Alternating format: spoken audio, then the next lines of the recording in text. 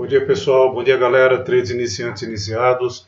Meridian Trader aqui começando mais um estudo pré-market. São 8 horas e 11 minutos agora. 7 de outubro de 2020, uma quarta-feira, né? Vamos que vamos para mais um dia. Um dia após o Trump ter ordenado aí, né, a finalização das negociações entre os democratas e os republicanos, que é o partido dele. Ele está pedindo na verdade, ordenando, né, que os republicanos parem aquela negociação de estudos de mais estímulos à economia americana.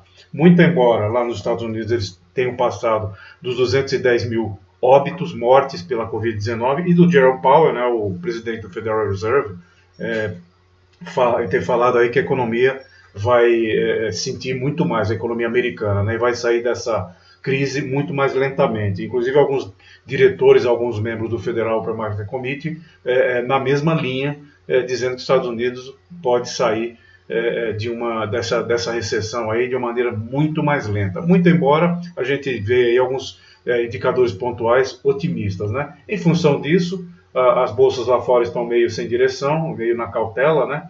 E aqui no Brasil, o governo tentando ver um jeito aí de gastar mais, né? A economia já está quebrada aqui no Brasil, mas o governo está tentando, o Paulo Guedes está se virando lá nos 30 para arranjar mais dinheiro e não tem de onde tirar, né? Inclusive já estão tentando prejudicar a classe média com redução de dedução aí do imposto de renda, e outras coisas, né, desse tipo aí. A classe média, né, ela nunca se dá bem aqui no Brasil, né? Muito embora trabalhe por décadas, mas é sempre, né, a gente tem um populista lá tentando vender coisa que não existe, né? Tentando vender terreno em alto mar, né, galera? Então é isso aí. Talvez essa suspensão aí das negociações, né, de um pacote de quase 3 trilhões de dólares lá nos Estados Unidos, né? Repito, o Trump ordenou que os republicanos parassem as negociações até depois das eleições. E ele falou, quando eu ganhar, né, a gente volta a falar do assunto. Só que ele está 12 pontos, né, atrás do Joe Biden. Agora, com essa contaminação dele e consequências da Covid-19,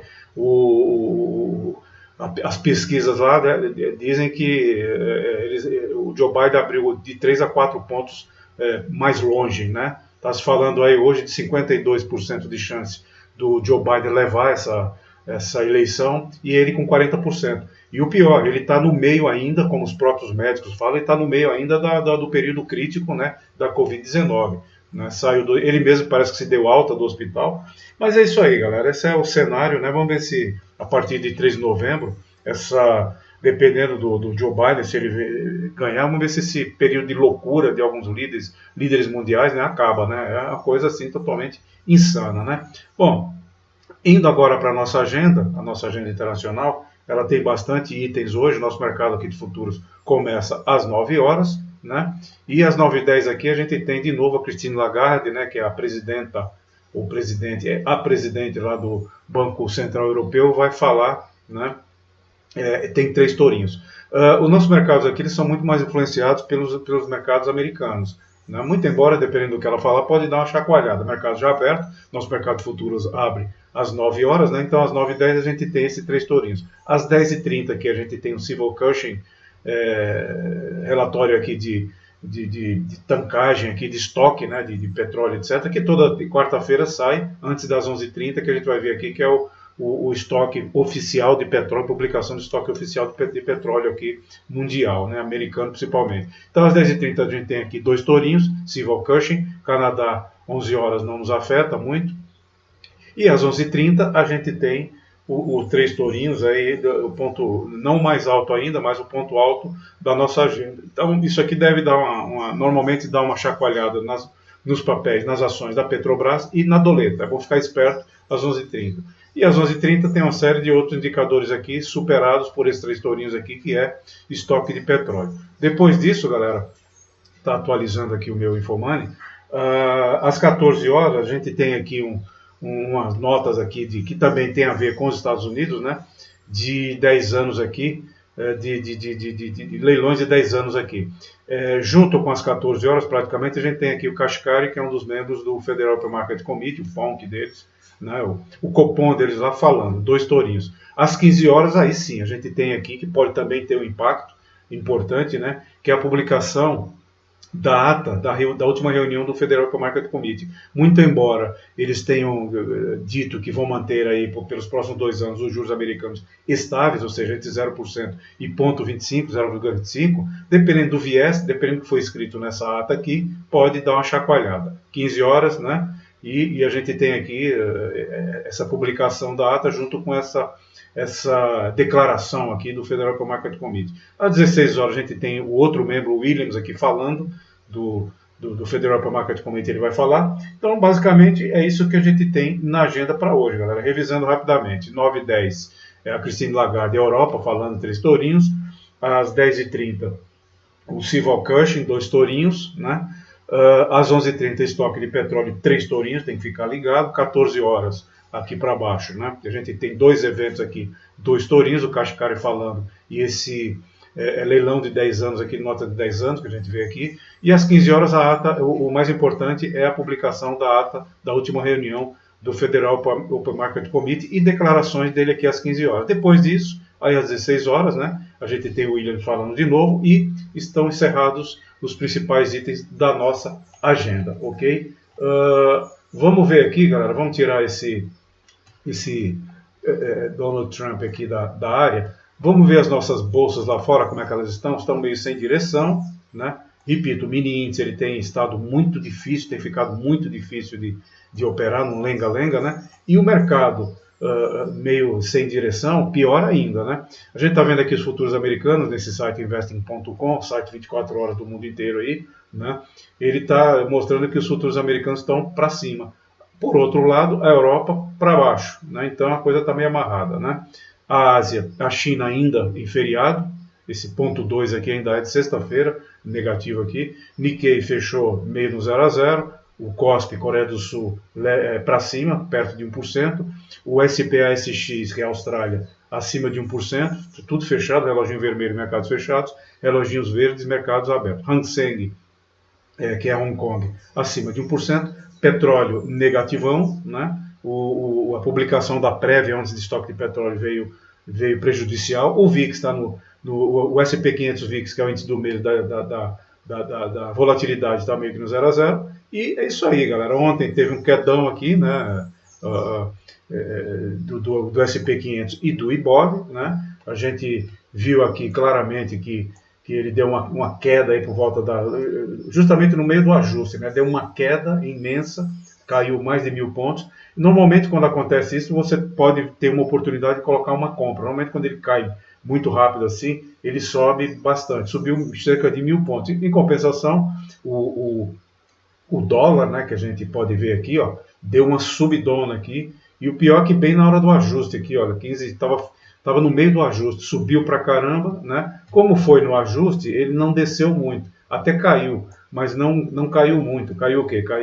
Ele bateu no 5622, chegou a cair até o 90, 30 pontos, né? Justamente por causa do ajuste. Quando o ajuste é fechado em um determinado nível, é difícil o mini dólar fechar muito longe do ajuste, né? Que é o que a gente está vendo aqui. Bom, a julgar por essa leitura dos mercados internacionais, se depender do futuros americanos, a gente deve abrir gapado para cima, ok? E talvez fique num lenga-lenga aí até a abertura da B3 às 10 horas, né, nosso mercado à vista, e da NYSE às 10h30. Atenção, a gente recomenda que operem após a abertura da B3, depois do voa barata, naturalmente, né, e após o fechamento da NYSE, ok? É isso aí. Vamos ver aqui, galera, os nossos níveis de suporte e resistência do mini índice, né, gráfico da direita, que a gente vai colocar na tela agora. A gente está aqui pelos 15, né, e do mini dólar na sequência. O ajuste do mini índice, linha horizontal preta que se encontra aqui, foi no 95.548. A gente está vendo aqui, ó, linha horizontal preta, ajuste, né, e junto com a marca d'água, que foi fechamento. O fechamento foi no 95.505, praticamente juntos aqui, praticamente 95.500, né. O fechamento, linha coral, horizontal coral, que aqui a gente chama de marca d'água, são pontos, tanto o ajuste quanto a marca d'água, que é o fechamento de ontem, são pontos muito importantes, de primeira, né, de suporte e resistência, né? E, eu repito, fechamento em 95.505 e o ajuste no 95.548, linha preta que se encontra aqui. Para baixo, em suporte, o que a gente vê? O 95.240, 95.100 aproximadamente, 95 mil bola, junto com a média exponencial, média aritmética simples, perdão, azul clarinho, de 200 períodos, dos 15 minutos, que de primeira é o suporte forte, no 94.950, o 95 mil bola, naturalmente, né, é um ponto de suporte natural, ok? Abaixo do 94.960, a gente tem 94.780, 94.600 praticamente aqui, né?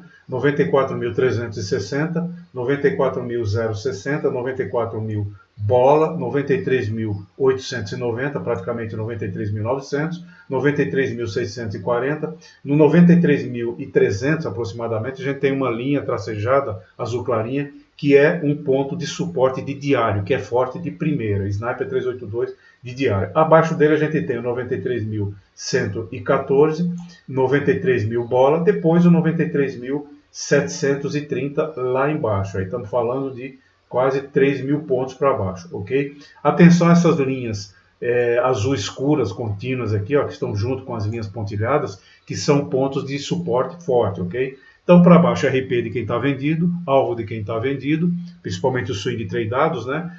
E dependendo de como chegar lá embaixo, distância de ajuste, marca d'água, percentual de queda, bandas de Bollinger, volume, conformação de velas, pode-se estudar, e naturalmente se estiver parado de cair, pode-se estudar uma compra. Não se coloca a compra logo de cara, ok? Para baixo, suporte. Em existência, o que a gente vê para cima?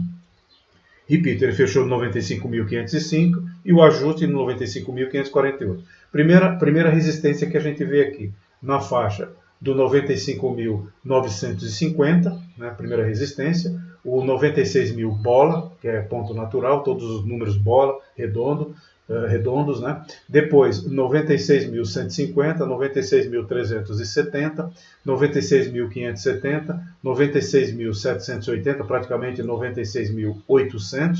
Essa linha horizontal amarela é mera seguidora de stop. Acima desse 96.790, a gente tem o 97 mil bola, depois o 97.480, depois do 97.480 a gente tem o 98 mil bola e no 98.100 aproximadamente a gente tem uma resistência de diário, linha pontilhada laranjinha que está escondida aqui atrás dessa linha azul contínua, né? Por isso que é um ponto forte aqui de resistência. Acima dessa resistência de diário, a gente do 98.100 aproximadamente, a gente tem o 98.500, 98.790, que é praticamente 98.800, 99 mil bola, 99.240, 99.500, né? Que é outra resistência diária. Está falando aí, galera, de 4 mil pontos. Não acreditamos que vá subir tudo isso, ok? Vamos colocar o gráfico do mini dólar aqui para a gente fechar os estudos pré-market de hoje, quarta-feira, 7 de outubro de 2020. Vamos colocar o gráfico da doleta na tela aqui. O mini dólar aqui, galera, fechou no 5595,5, linha coral, marca d'água que está aqui, e o ajuste foi no 5605,57. Repito, ontem a puxada, se olhar aqui embaixo, foi justamente no finalzinho do ajuste, né? Por isso que ele não caiu muito, deu aquela puxada imensa, depois que o Trump anunciou que as negociações aí estariam suspensas, né, entre o Partido Democrata e os republicanos até depois das eleições, né, 3 de novembro, deu aquela puxada e ficou aqui no ajuste, né, em torno do ajuste, gravitando, que é o normal, né? Fechamento normalmente, a menos que tenha alguma notícia pós-ajuste, normalmente a doleta ela fecha meio próximo do ajuste, ok? 10 pontos para cima, 10 pontos para baixo é normal. Bom, repetindo, ajuste da doleta no 5605,57, linha horizontal preta que está aqui, a marca d'água no 5595,5, que foi o fechamento dele. Para baixo, o que a gente vê em suporte, né? O 5590, 5580, 5574, abaixo dele aqui o 5563, 5555, 5544, encavalado aqui com 5541, 5540, basicamente entre o 5545 e o 40, 5520, No 5500 mantém ainda aquele suporte de diário que ontem ele rompeu falsamente, ok? Já estava recuperando aqui quando teve aquela notícia, já estava indo para cima mesmo depois de cair quase 1%, fechou praticamente no 0 a 0 aqui, ó, fechou em mais 0,28. Abaixo desse 5500, galera, a gente já está falando de 100 pontos aí. A gente vê um abismo, né? Lá embaixo a gente vê o 5487, depois o 5430, 5424. Não acreditamos que caia tudo isso. E tem na faixa do 5400 aqui outro suporte de diário, ok? Para baixo, repete quem está vendido, alto quem está vendido. Para cima, em resistência, suporte. A gente tem o ajuste na cara dele, no 5605.57, depois 5617, 5622, no 5645 aqui, ó, a gente tem uma resistência de diário, Snapper 382 de diário, ok? Assim como o azulzinho é suporte, azul clarinho, o laranjinha é resistência. Acima desse 5645, a gente tem o 5665, 5672, 5682, 5697, que é praticamente o 5700, depois o 5700. Acima disso, a gente tem o 5758, 60 praticamente, né? E aí, galera, não acreditamos que suba tudo isso. Estão aí os pontos de suporte e resistência do mini índice, que é o nosso gráfico da direita aqui, além de dados em leitura geral dos mercados internacionais, de assuntos domésticos, internacionais, econômicos e políticos, que podem influenciar o nosso intraday aqui, principalmente na abertura, ok? Repito, pelo jeito que a gente vê os mercados americanos, pode abrir gapado para cima um mini índice. Vamos que vamos. Vale muito mais a pena observar o mercado do que operar. Pouquíssimos trades por dia, vale a pena. Se o preço chegar na gente, a gente vê que a sinalização não está legal, na incerteza não entre. Bons trades a todos, galera. Teremos uma ótima quarta-feira. Vamos que vamos. Deixe o seu like, que é muitíssimo importante. Ele ajuda o nosso canal aqui a permanecer no ar, né, e a crescer organicamente. Abraço.